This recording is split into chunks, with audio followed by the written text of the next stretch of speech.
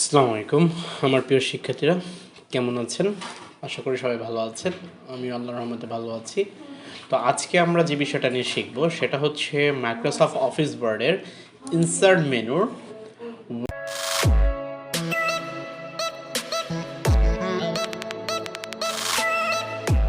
ওয়ার্ডআর্ট। তো ওয়ার্ডআর্ট কি? ওয়ার্ডআর্ট হচ্ছে সাধারণত কোনো একটা লেখাকে আর্ট করা বা কোনো একটা মডিফাই করা, যেমন কোনো একটা লেখাকে বাঁকা করা, 3D করা ইত্যাদি। চলুন আমরা তাহলে দেখি। ধরেন রিপসাইটিস এই যে ওয়ার্ড আর্ট, এটা অ্যারোতে গিয়ে এখান থেকে যে কোনো একটা চুজ করব। ধরেন এটা চুজ করলাম, এখানে দেখব ribs IT solution computer training centre. তো এটা যদি আমরা দেখেন বাইরে ক্লিক করলে এটা কি হলো, এটা 3D মতো হয়ে গেল।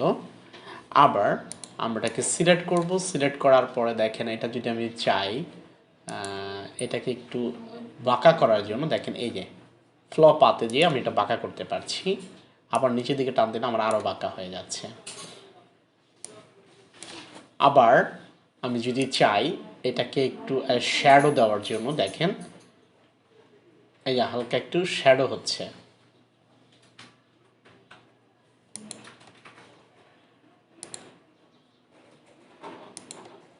আবার আমি যদি চাই এটাকে স্বাভাবিক করার জন্য, তাহলে আমি উপরেটা ক্লিক করলে হয়ে যাবে। আবার এটা অ্যারোতে গেলাম, যদি আমি রিফ্লেকশনে ক্লিক করি, রিফ্লেকশনে ক্লিক করার পরে আমি যদি এখানে ক্লিক করি, দেখেন এটার একটা অবয়ব এখানে পড়ে যাচ্ছে।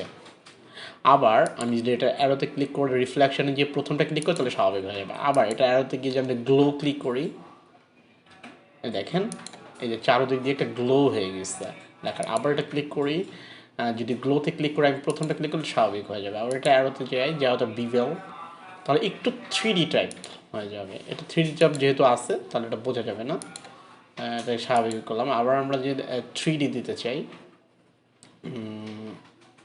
বিভিন্ন ধরনের 3D টাইপ দিতে চাই, এটা 3D হয়ে গেছে।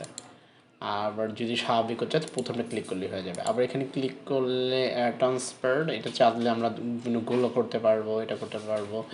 আবার যদি চাই এই শেপটাকে কালার, ফিলটাকে কালার করতে পারবো। আর যদি চাই লেখাটাকে রং করতে পারবো, এই লেখাটাকেও আমরা রং করতে পারবো। টেক্সট ফিল এই রং করতে পারবো। তাহলে এইটাই ওয়ার্ডআর্টের কাজ। আপনাদেরকে অসংখ্য ধন্যবাদ মনীষার ক্লাসটি শোনার জন্য।